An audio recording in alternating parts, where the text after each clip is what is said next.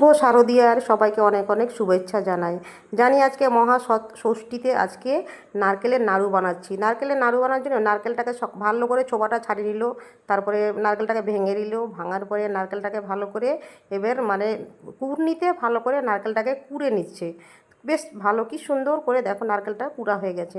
তারপরে বেশ কুড়া যখন হয়ে গেল, আমার বৌমা করছিল, তারপরে ওখানে চিনিটাকে ভালো করে জাল দিচ্ছি। চিনি দেখো জলটা জাল হয়ে গেছে।